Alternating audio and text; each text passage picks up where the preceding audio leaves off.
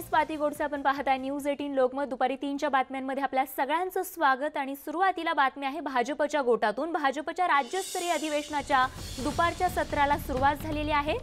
तर अधिवेशनात नेत्यांनी राजकीय ठराव मांडलेले आहेत आणि या अधिवेशनाचा जो समारोप आहे ते देवेंद्र फडणवीसांच्या भाषणाने होणार आहे। तर दुपारच्या सत्राला या ठिकाणी सुरुवात झाली आहे। या अधिवेशनात राजकीय ठराव नेत्यांनी मांडलेले आहेत आणि आता या अधिवेशनाचा समारोप जो आहे तो देवेंद्र फडणवीसांच्या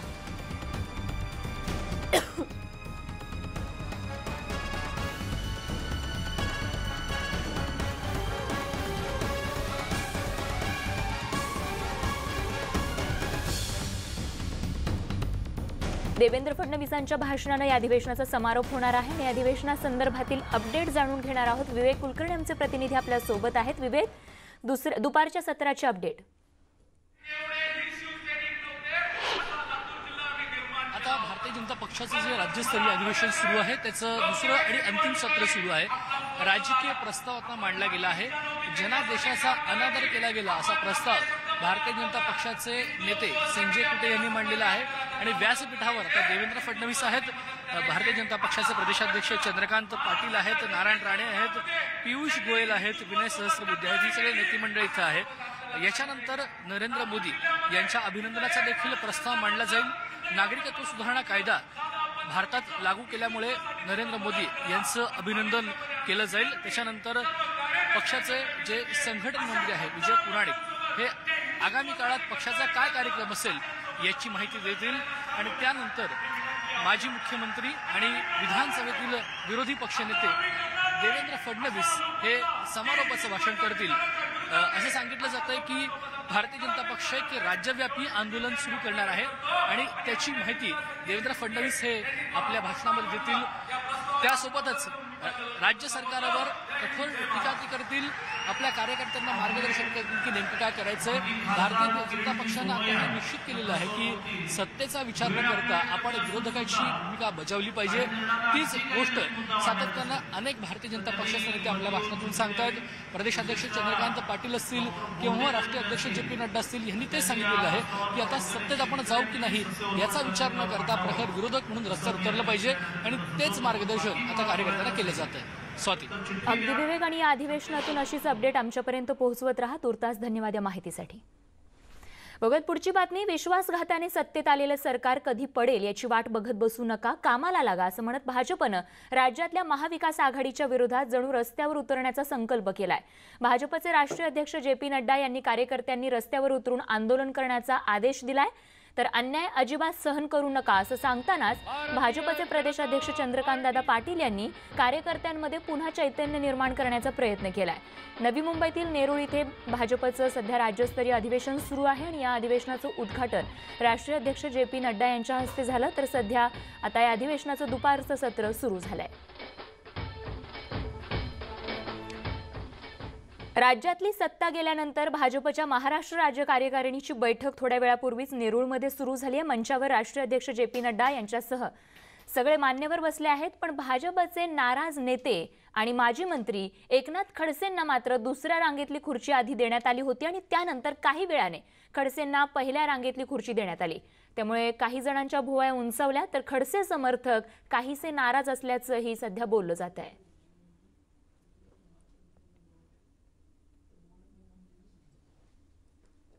परंतु आपल्या मित्र पक्षाने हिंदुत्वावर एकत्र काम केलेल्या शिवसेनेने पूर्णपणे दगाबाजी केली। त्यांना रोज 2-2 वेळेला शरद पवारांकडे जायला वेळ होता, दिल्लीला जाऊन सोनिया गांधींना भेटायला वेळ होता, परंतु महाराष्ट्रामध्ये देवेंद्रजीने केलेला फोन घ्यायला त्यांच्याकडे फुरसत नव्हती। आणि अशा प्रकारे निवडणुकीपूर्वीच चालू ते संजय राऊतांनी नंतर मान्य केलं की निवडणुकीपूर्वीच आम्ही निर्णय केला होता की यावेळेला आम्हाला तुमच्यावर सरकार करायचं। अरे निवडणुकीपूर्वी ठरवलं होतं, मग युती कशाला केली? केवळ महाराष्ट्राचा मुख्यमंत्री होण्यासाठी, आपल्या मुलाला मंत्री बनवण्यासाठी तुम्ही विश्वासघात केला, जनादेशाचा आदर केला नाही आणि सरकार केलं की हे सरकार पाडण्यासाठी आपण काही प्रयत्न करावे लागणार नाही। त्यांच्यामधला जो विसंवाद आहे तो विसंवाद ते सरकार पाडेल, ते आपण करत असण्याचे कारण नाही। नवी मुंबई आणि औरंगाबादची महानगरपालिकेची निवडणूक आहे। मला असं वाटतं की हा सगळा विश्वासघात झाल्यानंतर ही एका अर्थाने दोन मोठ्या शहरांची महानगरपालिकेची निवडणूक आहे. या दोन्ही निवडणुका आपण विजयी झालं पाहिजे. प्रयत्न हा होणार की सगळे एकत्र येणार. 6 जिल्हा परिषद निवडणुका ज्याला आपण पाहिले सगळे एकत्र आले. दिल्लीमध्ये सगळे एकत्र झाले. देशापासून गल्लीपर्यंत आता सगळे एकत्र, आपण एकटे. आपण एवढे प्रभावी झालो की आपल्याला घाबरतात. राष्ट्रवादीचे अध्यक्ष शरद पवार यांनी एल्गार परिषदेचा तपास एनआयएकडे देण्यावरून पुन्हा एकदा नाराजी व्यक्त केली आहे. एनआयएकडून तपास करणं हा केंद्राचा अधिकार असेल तरीही राज्य सरकारला विश्वासात घ्यायला हवं होतं असं पवार म्हणाले. तर शरद पवार जळगावमध्ये पत्रकारांशी बोलत होते, त्या दरम्यान त्यांनी हे विधान केलंय. तो केंद्र सरकारचा अधिकार आहे, तो त्यांना द्यावा लागेल. त्याच्यामध्ये गृहमंत्र्यांनी त्यासंबंधीची आपली भूमिका वेगळी जाहीर केली. त्यांचं मत असं होतं गृहमंत्र्यांचं, किंवा त्यांनी आम्हाला कारणं द्यावीत का हवं आहे, आमचं महाराष्ट्र पोलीस कमी फाडत आहेत का, काय करतायत वगैरे वगैरे. तो वेळ तुम्ही घेतली ही योग्य नाही. मुख्यमंत्र्यांचं म्हणणं की त्यांना अधिकार आहे, त्यांनी घेतलं हे योग्य नाही, पण त्यांना अधिकार आहे. तो अधिकार असेल तर तो आपल्याला अमान्य करता येणार नाही, ही वस्तुस्थिती आहे. मुख्यमंत्री उद्धव ठाकरेंनी नाशिकमध्ये जिल्हा न्यायालयाच्या नवीन इमारतीचं भूमिपूजन केलं. यावेळी निर्भयाला अजूनही न्याय मिळाला नसल्याची खंत त्यांनी बोलून दाखवली आहे. बरं, जलद गतीने काम करू केलं, पुढे काय? कालचं जे एक प्रकरण घडलं तसंच एक प्रकरण गेल्या काही वर्षांपूर्वी घडलं, ज्यांनी संपूर्ण देशामध्ये अकांत आक्रोश मानला होता. तो म्हणजे दिल्लीतील निर्भयाचं प्रकरण. जलद गतीने चाललं का मला माहित नाही. ज्या गतीने चाललं तर ते चाललं. पूर्ण सुनावणी झाली, सजा सुनावण्यात आली. आज सुद्धा तो फाशीचा दोर लटकतोय. फाशीचा दोर लटकतोय म्हणजे एका बाजूला सजा सुनावल्यानंतर सुद्धा तिची अंमलबजावणी होत नाही. कोण कुठल्या मार्गात तुम्ही जलद गती आणणार आहात? एका बाजूला हे निर्भयाचं प्रकरण आहे, दुसऱ्या बाजूला त्याच दिवशी असेल किंवा त्याच वेळेत असेल, त्याच काळात असेल, आपल्या या महाराष्ट्रामध्ये शेतकरी आत्महत्या करतात. काही अशी असतील की त्यांची प्रकरणं कोर्टामध्ये असतील, प्रलंबित आहेत, न्यायदानाला विलंब होतोय. आता मला कोणीच न्याय देत नाही, त्याच्यापेक्षा मी माझं मरण पत्करलेलं बरं म्हणून तो स्वतःच्या हाताने स्वतःच्या गळ्यावरती फास आवडून घेतो. कारण नसताना तो फाशी जातोय. आणि इकडे निर्भयाचे जे काही गुन्हेगार आहेत ते फाशी होऊन सुद्धा फासाचा दोर लटकतोय. हे कधी लटकणार? यानंतर बातमी आहे दिल्लीतून. विजयाची हॅट्रिक साधणाऱ्या केजरीवाल सरकारचा शपथविधी काही वेळापूर्वीच पार पडला. नवी दिल्लीच्या रामलीला मैदानावर मुख्यमंत्री अरविंद केजरीवाल आणि त्यांच्या 6 मंत्र्यांनी शपथ घेतली आहे. तर दिल्लीमध्ये तिसऱ्यांदा बाजी मारत केजरीवाल सरकारनं ऐतिहासिक विजय मिळवलाय. 70 पैकी तब्बल 62 जागा मिळवत आपने दणदणीत विजयाची हॅट्रिक साधली आहे. तर भाजपला अवघ्या 8 जागा मिळाल्यात आणि त्याचवेळी काँग्रेसला मात्र गेल्या टर्मप्रमाणेच भोपळा देखील फोडता आलेला नाहीये. सर्वसामान्य दिल्लीकरांसोबतच निमंत्रितांनी देखील यावेळी या शपथविधी सोहळ्याला हजेरी लावली. तर यावेळी मनीष सिसोदिया, गोपाल राय, इम्रान हुसेन, राजेंद्र गौतम, कैलास गेहलोत, सत्येंद्र जैन हे मंत्री शपथबद्ध झाले. तथा मैं भारत के हर बंदे को अच्छा इलाज मिल पाएगा, तभी अमर तिरंगा आसमान में शान से लहराएगा. जब सुरक्षा और सम्मान महिलाओं में आत्मविश्वास जगाएगा, जब हर नौजवान के माथे से बेरोजगार का तमगा हट जाएगा, तभी अमर तिरंगा आसमान में शान से लहराएगा. बातमी आहे नाशिकमधून. नाशिकच्या लासलगावमध्ये 30 वर्षीय महिला पेट्रोल अंगावर पडून 67% भाजली आहे. पीडित महिलेची प्रकृती चिंताजनक असून उपचारांसाठी तिला पहाटे मुंबईला हलवण्यात आलंय. या प्रकरणी पोलिसांनी आता 3 संशयितांना ताब्यात घेतलंय. तर महिलेच्या पतीच्या निधनानंतर संशयित आरोपीचं महिलेशी दुसरं लग्न झालं होतं आणि त्यानंतर आता संशयित आरोपी हा पुन्हा तिसऱ्या लग्नाच्या तयारीत होता. त्यामुळे दोघांमध्ये वाद सुरू असल्याचं पुढे आलंय आणि त्यातूनच हा प्रकार घडल्याचा प्राथमिक अंदाज आहे. त्यामुळे आरोपीनं महिलेला पेटवून दिलं की स्वतःला पेटवून घेतलं याबाबत सध्या पोलीस तपास करतायत. दरम्यान काल रात्री मुख्यमंत्री उद्धव ठाकरेंनी या पीडितेची भेट घेतली आणि यानंतर बातमी आहे कोकणातल्या प्रसिद्ध आंगणेवाडी यात्रेची। सिंधुदुर्गातल्या आंगणेवाडी यात्रेला उद्यापासून सुरुवात होत आहे आणि या यात्रेला मुख्यमंत्री उद्धव ठाकरे आणि शिवसेनेचे काही नेते आणि मंत्री देखील हजेरी लावणार आहेत आणि त्याच दृष्टिकोनातून सध्या आंगणेवाडीत जय्यत तयारी सुरू आहे आणि याच यात्रेच्या तयारीचा आढावा घेतला आमचे प्रतिनिधी दिनेश केळुसकर यांनी। आंगणेवाडीच्या यात्रेला उद्यापासून सुरुवात होत आहे आणि यावर्षीची आंगणेवाडीची यात्रा यासाठी महत्त्वाची आहे की मुख्यमंत्री उद्धव ठाकरे या यात्रेला हजेरी लावणार आहेत, देवी भराडीचं दर्शन घेणार आहेत। उद्या दुपारी 2:30 ते 3 या वेळात ते दर्शन घेणार असल्याचं समजतंय। त्यामुळे उद्धव ठाकरेंच्या स्वागतासाठी असे आंगणेवाडीला जाणाऱ्या रस्त्यांवर अशा कमानी उभारण्यात आलेल्या आहेत आणि शिवसेनेकडून या कमानी उभारण्यात आलेल्या आहेत।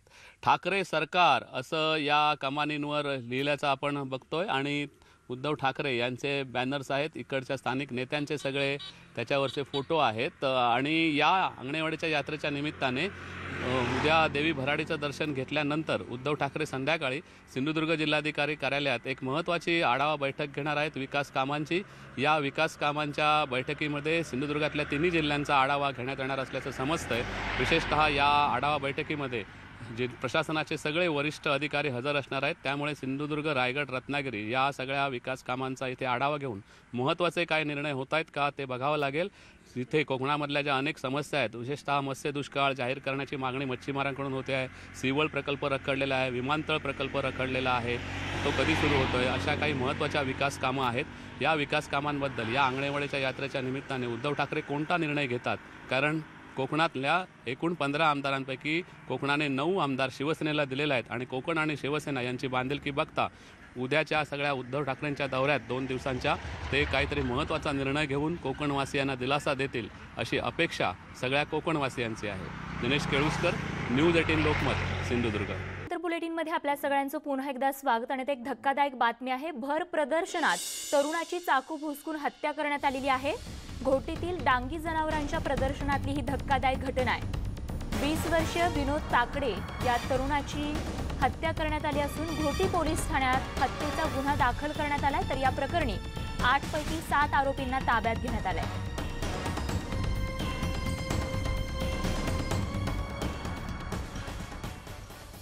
यानंतर बघत पुढची बातमी। स्वयंपाक करणं हे घरातील स्त्रीचंच काम ही धारणा नष्ट होऊ लागली आहे, कारण पुरुषही आता स्वयंपाक करण्याकडे वळू लागलेत।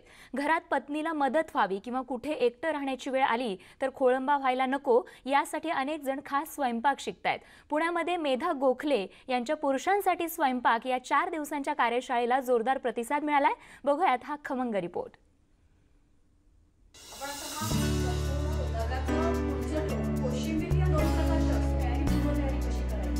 हे सर्व शिकाऊ वल्लभाचार्य तल्लीनतेनं रेसिपी लिहून घेतात। मेधा गोखले यांनी सांगितलेल्या पाककृतीकडे त्यांचं बारीक लक्ष आहे। रेसिपीमध्ये काही कमी जास्त होऊ नये म्हणून झटपट वहीवर टिपलं जात आहे। थेअरी झाल्यानंतर लगेचच प्रॅक्टिकलला सुरुवात होते। ताक करण्यापासून ते कणिक मळण्यापर्यंतची सगळी कामं वाटून देण्यात आली आहेत।